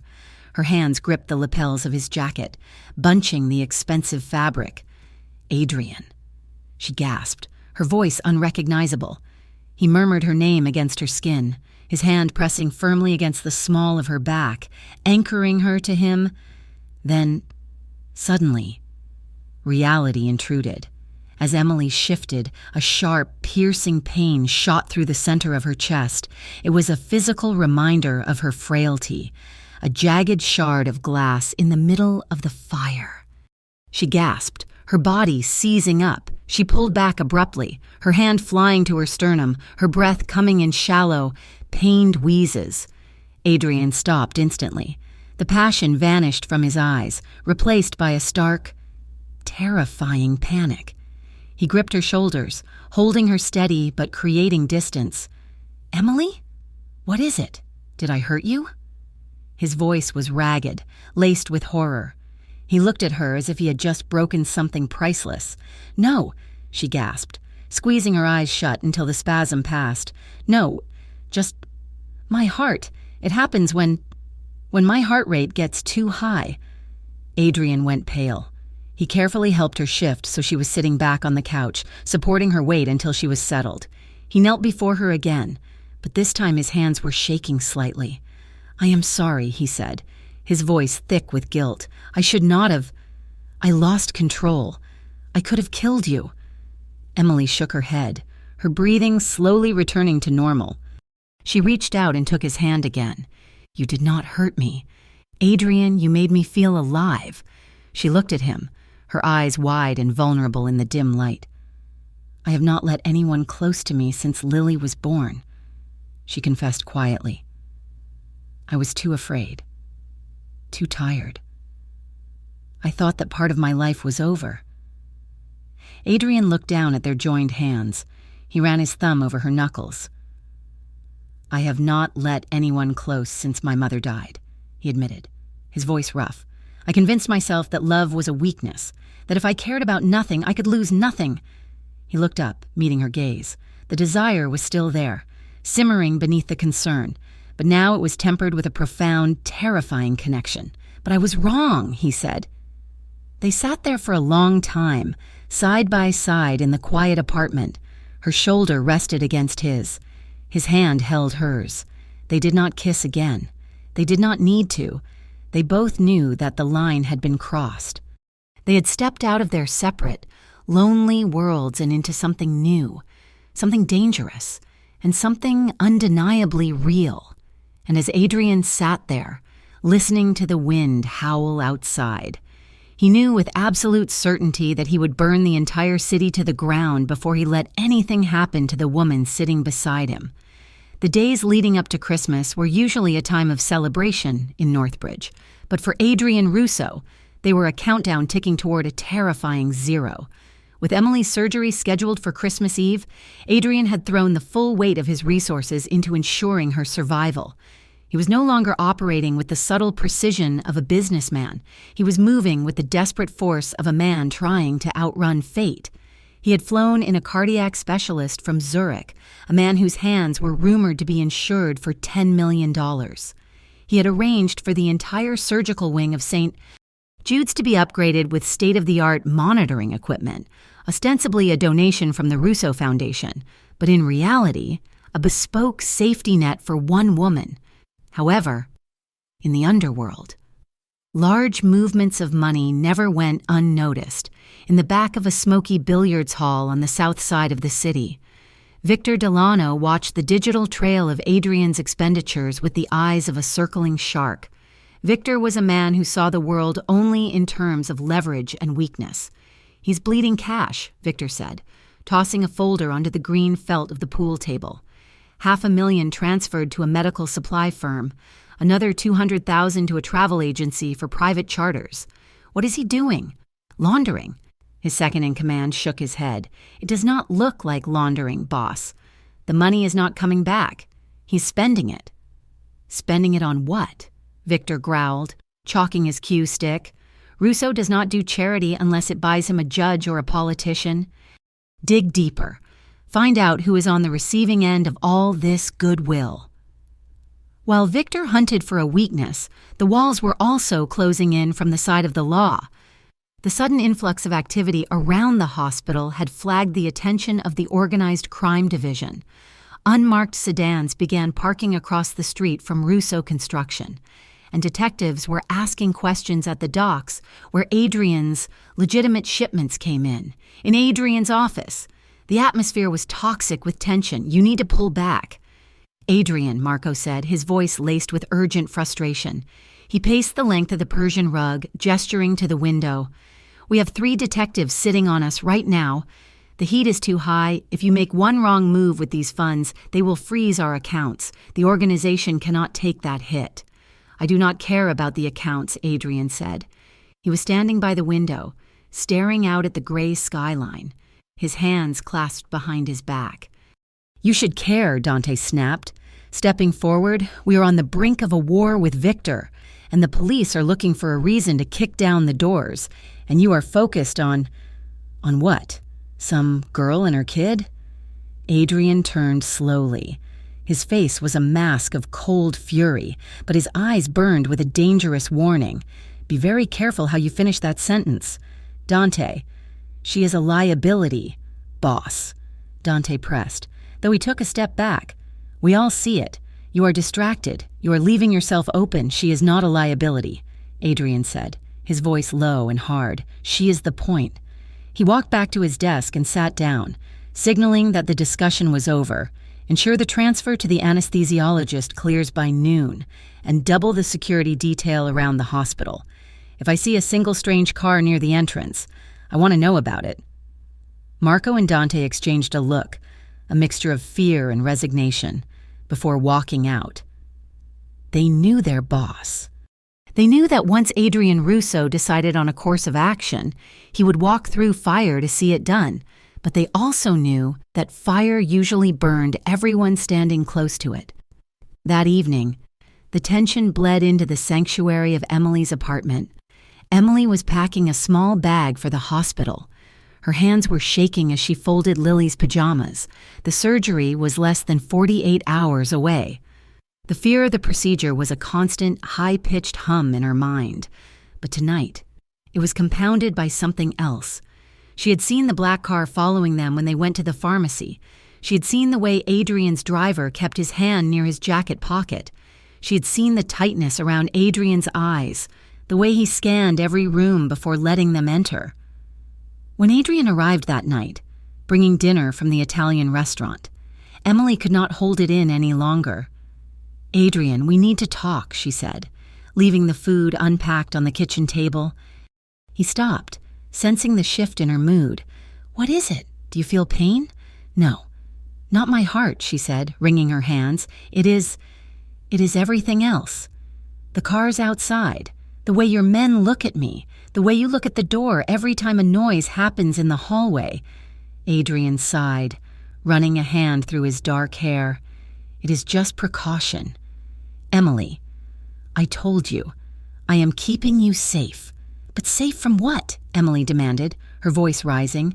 "You say you are protecting us, and I believe you, but you are protecting us from a world that you brought with you." Adrian went still.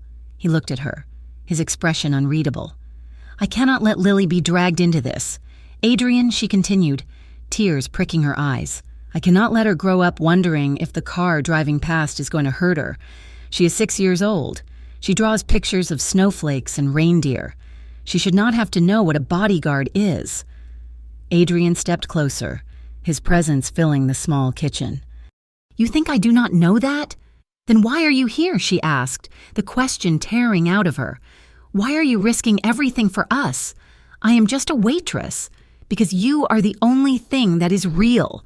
Adrian's voice cracked, the veneer of the mafia boss slipping to reveal the desperate man beneath. He gripped the edge of the counter, his knuckles white. "Do you know what my life is? Emily, it is noise. It is violence and greed and people waiting for me to die so they can take what I have. It is cold. And then I heard a little girl ask Santa for her mother's life, and I saw you."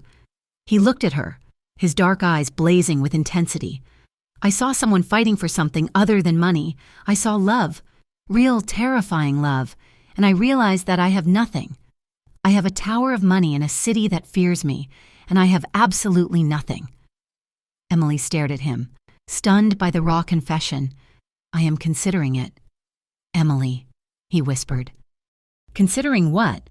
"Walking away," he said, "leaving it all, the business, the territory, all of it." Emily's breath hitched. "Can you do that?" "It is not simple," Adrian admitted. "You do not just hand in a resignation letter to the mafia. It is dangerous. It might be impossible, but for the first time in 20 years, I want to try, because I want to be the man who deserves to sit at this table with you." Before Emily could respond, a small voice piped up from the living room. "Look!" They both turned. Lily was standing in the doorway, holding a piece of construction paper. She was wearing her oversized pajamas, her hair messy from sleep. "I finished it," Lily said proudly, walking over to them. She handed the drawing to Adrian. He took it carefully, his large, dangerous hands holding the flimsy paper as if it were a religious artifact. It was a drawing done in crayon. In the center was a lopsided green triangle representing a Christmas tree. Underneath it stood 3 stick figures. One was small with yellow hair, one was taller with brown hair, and the third was a tall figure drawn in black crayon, holding the hands of the other 2. "Who is this?"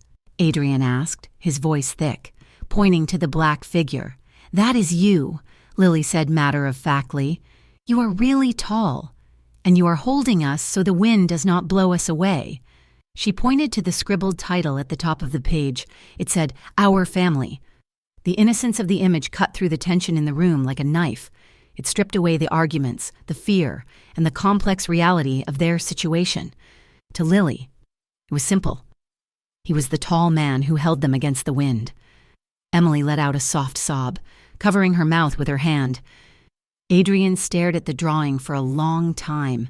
He swallowed hard, his Adam's apple bobbing. He blinked rapidly, fighting a battle against his own emotions. He looked from the drawing to Lily, and then to Emily. "It is beautiful." "Lily," he managed to say, his voice rougher than gravel. "I will keep it forever." Later that night, The apartment was quiet. Lily was asleep, clutching her reindeer, the drawing taped proudly to the refrigerator.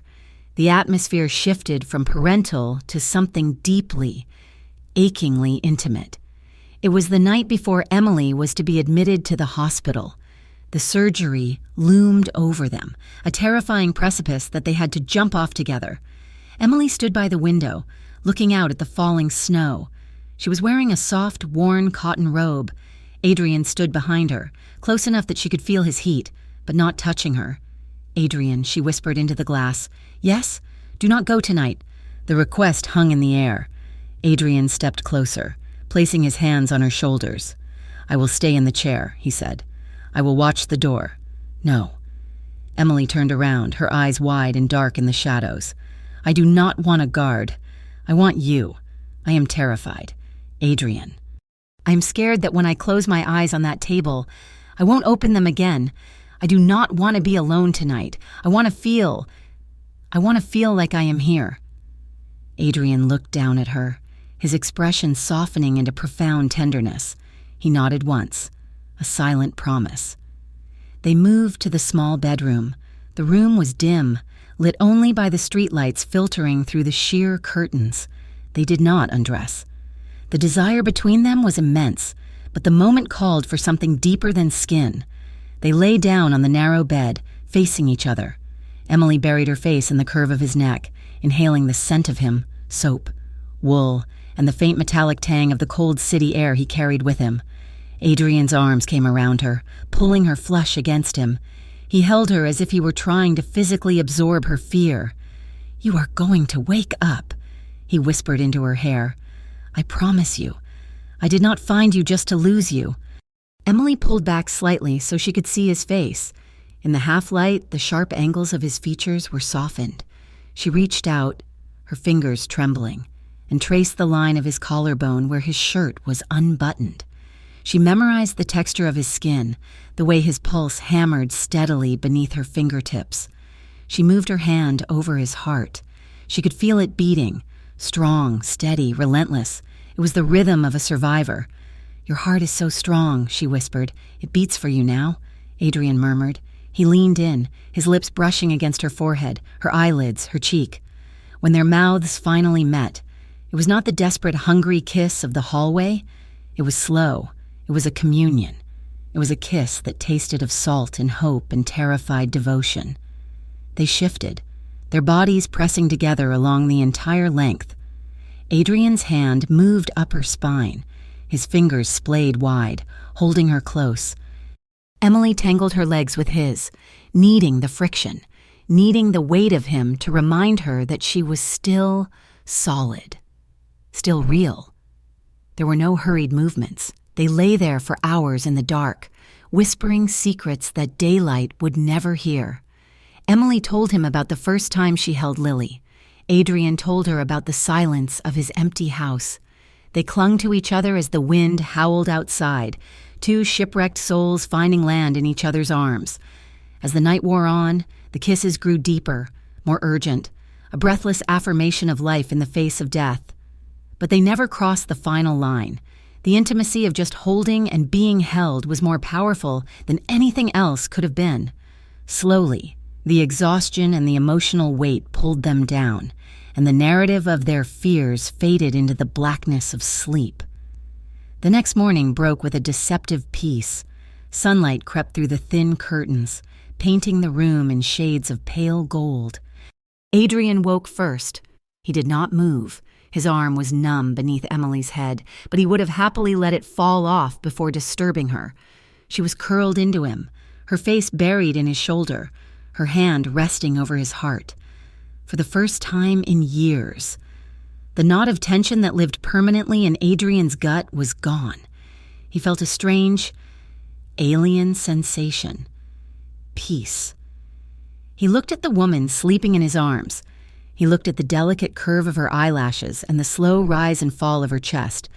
And in that quiet morning moment, Adrian Russo made a silent vow to whatever god might still be listening to a man like him. He would give her another Christmas. He would give her 50 more Christmases. If he had to tear down the sky to do it, he would. Emily stirred, her eyes fluttering open. She looked up at him, sleepy and disoriented for a fraction of a second before memory returned. She smiled, a soft, genuine smile that reached her eyes. "Good morning," she whispered. "Good morning," Adrian said, brushing a strand of hair from her face. "I am still here," she said, sounding surprised. "You are always going to be here," he replied. For a few minutes, they lay there, ignoring the inevitable. They ignored the surgery. They ignored the mafia. They ignored the world waiting outside the door. They simply existed in the rare, fragile bubble of being cherished. But while they lay in the sunlight, the shadows were lengthening across the city. In a dingy bar on the outskirts of Northbridge, Tyler sat in a booth opposite Victor Delano. Tyler was sweating, his eyes darting around the room nervously. He looked like a man who knew he was selling his soul, but was too desperate to care about the price. "So," Victor said, his voice smooth like oil on water, "you are telling me that the great Adrian Russo is playing house?" "He is there all the time," Tyler said, his voice shaking. "He bought her furniture. He paid the rent. He threatened to kill me if I went near her. He is obsessed." "And the girl?" Victor asked. "It is her kid," Tyler said, taking a gulp of his drink. "Lily. Russo is acting like he is her father. He's soft for them." Victor smiled. It was a smile that did not reach his eyes. It was the smile of a predator that had just found the exposed throat of its prey. "Soft," Victor repeated, tasting the word. "Adrian Russo, the man of iron, has gone soft." He leaned forward. "When is the surgery?" "Tomorrow. Christmas Eve." Tyler said, "They are leaving for the hospital this morning for the prep work, but the big operation is tomorrow morning." "Perfect," Victor said. He reached into his jacket and pulled out a thick envelope. He slid it across the table to Tyler. "This is for your trouble, and for your silence." Tyler grabbed the envelope, checking the contents. His eyes widened at the cash. "What are you going to do?" Tyler asked, a flicker of hesitation crossing his face. "You are not going to hurt Lily, right?" "She is my kid." Victor stood up, buttoning his coat. "Do not worry about the details. You just make sure you keep us updated on their movements." Victor walked out of the bar, pulling out his phone. He dialed his top enforcer. "Get the crew ready," Victor said into the phone. "I know where we hit him. We do not hit the money. We hit the heart. We take the woman and the girl on Christmas Eve. We force Russo to come to us. And when he does, we end him." Back at the apartment, the bubble burst. It was time to go. Emily and Adrian moved through the apartment, gathering the last of the bags. The mood was somber but determined. They were a team now. Adrian carried the bags. Emily held Lily's hand. Lily held her stuffed reindeer. "We are ready," Emily said, standing by the door. She took one last look at their tiny apartment, at the plastic tree with the crooked star, wondering if she would ever see it again. "We are ready," Adrian echoed. They walked out into the cold, bright morning. Across the street, parked in a gray sedan with tinted windows, Tyler watched them. He saw Adrian help Emily into the SUV. He saw him lift Lily into the back seat. He saw the way Adrian stood by the door for a second, scanning the street, his instinct sensing danger but seeing nothing. Tyler felt a twist of guilt in his gut, but the weight of the envelope in his pocket was heavier. He picked up his phone and dialed a number. "They are leaving now," Tyler whispered. "They are heading to the hospital." He hung up and watched as the black SUV pulled away, carrying the only people in the world who had ever tried to love him, driving them straight into the trap he had helped set. Christmas Eve morning broke over Northbridge with a sky the color of bruised iron. The air was thick with the promise of more snow, a heavy, silent blanket waiting to fall. For Emily Carter. The cold biting at her cheeks as she stepped out of her apartment building felt like a countdown. She held Lily's hand tightly. In her other hand, she carried a small duffel bag packed with the essentials: toiletries, a change of clothes, and Lily's favorite storybook. Today was the day. The pre-op admission was scheduled for 10 o'clock. By tomorrow morning, her chest would be cracked open, and her life would be in the hands of a surgeon she had only met once. "Where is Mr. Russo?" Lily asked, looking up and down the gray street. He said he would drive us in the big car, and he's probably just running a few minutes late. Sweetie, Emily said, though a knot of worry tightened in her stomach. Adrian was never late. He operated with the precision of a Swiss watch. She checked her phone. No messages. Just then, a gray van screeched around the corner, its tires skidding on the icy asphalt. It did not slow down as it approached the curb. It swerved sharply, mounting the sidewalk and blocking their path. Emily barely had time to gasp before the side door slid open with a harsh metallic grind. 3 men jumped out. They wore heavy coats and ski masks. There was no hesitation, no demand for money. They moved with the terrifying coordination of a pack of wolves. "Run! Lily!" Emily screamed, shoving her daughter behind her. She tried to turn, to shield the girl with her own body, but the first man was already on her. He grabbed her by the lapels of her coat, his grip bruising. Emily fought back with the desperation of a mother, clawing at his face, kicking at his shins. "Let her go!" she screamed, the sound tearing from her throat. "Help! Someone help us!" A few neighbors were walking their dogs or scraping ice off their windshields. They looked up at the commotion, froze, and then, seeing the guns tucked into the men's waistbands, turned away, hurrying inside and locking their doors. In Northbridge, you did not get involved. "Get the kid!"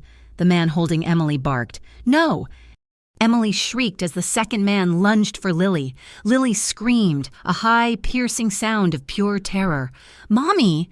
The man scooped Lily up effortlessly, ignoring her flailing limbs. In the struggle, the worn stuffed reindeer she had been clutching slipped from her gloved fingers and fell silently into the dirty snow. "Please," Emily begged, tears streaming down her face as they dragged her toward the van. "Take me. Just take me. Leave her alone. Shut up," the first man growled. He shoved Emily into the back of the van. Lily was thrown in next to her. The door slammed shut, sealing them in darkness. The tires spun, catching traction, and the van sped away, leaving nothing behind but the exhaust fumes and a small brown plush toy lying on the sidewalk. 5 minutes later, the black SUV roared down the street. Adrian had been delayed at the warehouse by a staged fire alarm, a distraction. He realized now with a sickening lurch of his gut. He saw the empty sidewalk before the car even came to a full stop. "No," he breathed. He threw the door open and sprinted to the spot where they should have been standing. The street was empty. The silence was deafening. Then he saw it. Barnaby, the reindeer. It was lying face down in a patch of slush, one of its felt antlers bent crooked. Adrian dropped to his knees. He picked up the toy. It was wet and cold. A sound ripped from his chest, a roar of pure, unadulterated rage that made Dante and Marco flinch as they ran up behind him. It was the sound of a man whose soul had just been torn out. "They took them," Adrian said. His voice was no longer human. It was the grinding of tectonic plates. "Boss," Marco started, looking around nervously. "We have to be careful. If we make a move." "Careful?" Adrian stood up, crushing the toy in his fist. He turned to his men. His eyes were voids. There was no strategy in them anymore, no calculation. There was only death. "Find out where Victor is holding them. Call everyone, every soldier, every associate. I want everyone on the street." "Adrian," Dante warned, "if we go to war now, with the feds watching, we will burn everything down. You will lose the business. You will lose the city." "I do not care about the city," Adrian roared, slamming his hand against the hood of the SUV so hard the metal dented. "Burn it all down. If a single hair on their heads is touched, I will kill everyone who has ever said the name Delano. Get the cars. We are going to war." The warehouse was a rotting carcass of industry on the waterfront, smelling of rust and dead fish, inside the foreman's office. Emily was tied to a chair. Her heart was beating so fast it felt like a hummingbird trapped in her ribs, a flutter that threatened to stop at any second. Lily was huddled in the corner on a dirty mattress, sobbing quietly. Victor Delano leaned against the desk, spinning a silencer onto the barrel of his pistol. Tyler stood by the door, looking pale and sick. He kept glancing at Lily, wringing his hands. "You said you would not hurt them. Tyler whispered. "You said you just needed leverage." "Shut up, you junkie," Victor snapped. "Leverage only works if the other guy believes you are willing to break it." Victor's phone buzzed on the desk. He smiled, a cold, shark-like expression. He put it on speaker. "Russo," Victor said cheerfully. "Where are they?" Adrian's voice came through the phone, distorted by static but heavy with a promise of violence. "They are right here," Victor said. "Say hello to your boyfriend, Emily." Emily leaned toward the phone. "Adrian, do not come. It is a trap." She was cut off as Victor backhanded her across the face. "Mommy!" Lily screamed from the corner, on the other end of the line. Adrian went silent. The silence was more terrifying than any threat. "Here is the deal. Russo," Victor said, wiping his hand. "You want to save Mommy's last Christmas? You come here alone. You sign over the deeds to the waterfront, the construction contracts, and the unions. You surrender your territory publicly. You kneel, and maybe I let them walk. I am coming," Adrian said. "If I see one cop," Victor warned. "If I see one of your men, I end it. Right now." The line went dead. Victor looked at Tyler. "Watch the door. If he tries anything, shoot the kid." Tyler's eyes widened. I cannot shoot my own kid. Victor, then I will shoot you first, and then I will shoot her." Victor said calmly, "Do your job." Adrian did not come alone, and he did not come to negotiate. 10 minutes later, the front gates of the warehouse yard exploded inward as a heavy truck rammed through them. Gunfire erupted instantly. Marco and Dante led the charge, their men pouring into the yard, engaging Victor's crew in a chaotic firefight. Bullets sparked off the metal siding of the warehouse. The air filled with the acrid smell of gunpowder and the shouts of men fighting for their lives. Inside the building, Adrian moved like a phantom. He had entered through a side door while the distraction unfolded at the front. He moved through the dark hallways with brutal efficiency. A guard stepped out of a doorway. Adrian didn't even slow down. He disarmed the man, a sickening crunch of bone echoing in the corridor, and left him unconscious on the floor. He took a bullet to the shoulder from a second guard on the catwalk above, a hot, searing line of fire, but he didn't stop. He returned fire, dropping the man, and kept running. He felt no pain. He felt only the desperate, driving need to reach the office at the end of the hall. Every second was a lifetime. Every beat of his heart was a prayer. The door to the office kicked open, the wood splintering. Adrian stood in the frame.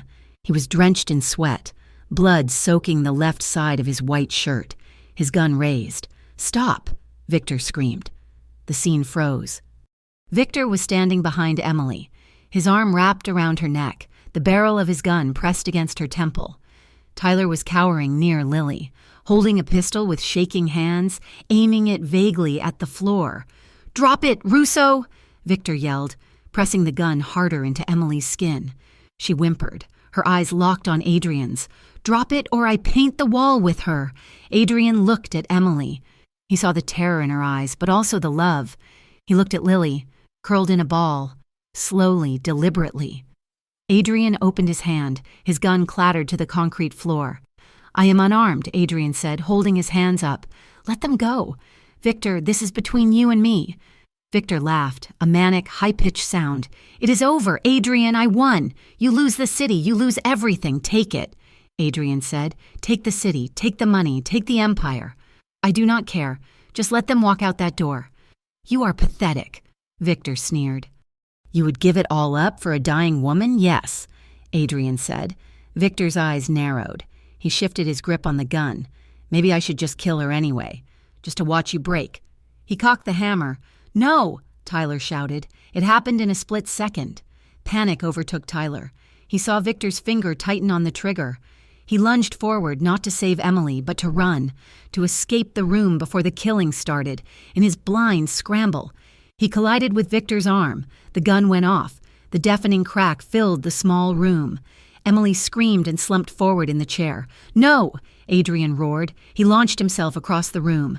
He hit Victor with the force of a freight train, tackling him into the metal filing cabinets. The impact knocked the gun from Victor's hand. It was not a fight. It was an execution. Adrian unleashed every ounce of his fear and rage. He struck Victor once, twice. a brutal, bone-shattering rhythm. He disarmed the rival boss and pinned him to the floor, his forearm crushing Victor's windpipe until the man went limp. Adrian scrambled off him and crawled to Emily. "Emily, Emily, look at me!" He untied her hands with frantic fingers. There was blood on her neck. A line of red seared across her skin just below her ear. It missed. Emily gasped, clutching his shirt. "It just grazed me." "I am okay. I am okay." Adrian pulled her into his arms, burying his face in her hair, his body shaking violently. Thank God. Thank God. Outside, the sound of gunfire had been replaced by the wailing of sirens. The neighbors, finally pushed too far by the war zone erupting on their street, had called 911. Blue and red lights flashed through the high windows. "We have to go," Tyler stammered, backing toward the door. "The cops are here." Adrian stood up, pulling Emily with him. He walked over to the corner and picked up Lily, who clung to his neck, burying her face in his bloody shoulder. He looked at Tyler.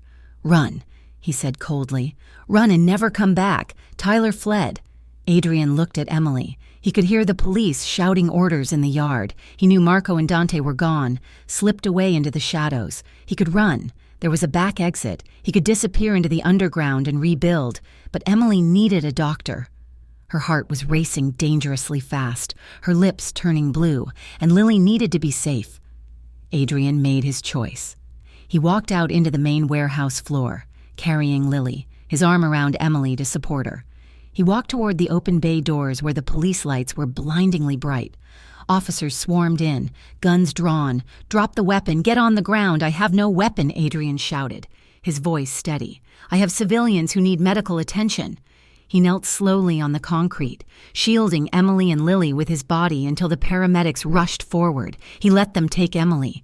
He let them take Lily. And then, Adrian Russo, the untouchable king of Northbridge, held out his hands and let the officers click the handcuffs onto his wrists. He watched Emily being loaded onto the stretcher, and for the first time in his life, he felt free. The recovery room at St. Jude's was quiet. The steady beep of the cardiac monitor was the only sound. Emily opened her eyes. Her chest felt heavy. A dull ache centered on her sternum, where the surgeons had repaired her heart. Her neck was bandaged. She turned her head. Adrian was sitting in a chair next to the bed. He was still wearing his blood-stained shirt. Though someone had tried to clean him up, his left arm was in a sling. His right wrist was handcuffed to the metal rail of the bed. 2 police officers stood guard at the door. "You are awake," Adrian whispered. His face was bruised, but his eyes were clear. "You stayed," Emily rasped, her voice weak. "I'm not going anywhere," he said. "What happened? Why are you—" She looked at the cuffs. "I made a deal. Emily." He leaned forward as far as the chain would allow. "I gave them Victor. I gave them the operations. I gave them everything they have been trying to pin on me for 10 years. In exchange, they get a guilty plea from me, a reduced sentence, and full witness protection for you and Lily. Victor's organization is dismantled. Tyler is gone. You're safe." Emily stared at him, tears welling in her eyes. "You gave up your empire? For us?" Adrian smiled, a tired, crooked smile. "I told you," he said softly. "Losing the empire is nothing. Losing you, that would have been the end of me." He reached out his free hand and took hers. His fingers were warm. "My heart is fixed," Emily whispered, squeezing his hand. "And mine is full," Adrian replied. The seasons turned. Winter melted into a wet spring, which bloomed into a hot summer, and then cooled into a crisp, golden autumn. And then, the snow returned to Northbridge. But this Christmas was different. In a quiet suburb, miles away from the smoke and noise of the city, a small house sat at the end of a cul-de-sac. It had a white porch and a big oak tree in the front yard. A truck pulled into the driveway. It was a beat-up pickup truck belonging to a local construction firm. Adrian stepped out. He was wearing work boots and a flannel jacket covered in sawdust. He looked different. The sharp, predatory edge was gone, replaced by the weary but satisfied look of a man who worked with his hands. He was on supervised release, wearing an ankle monitor hidden under his jeans, but he was home. He walked up the path, carrying a Christmas wreath. It was slightly crooked, the red ribbon tied a little clumsily.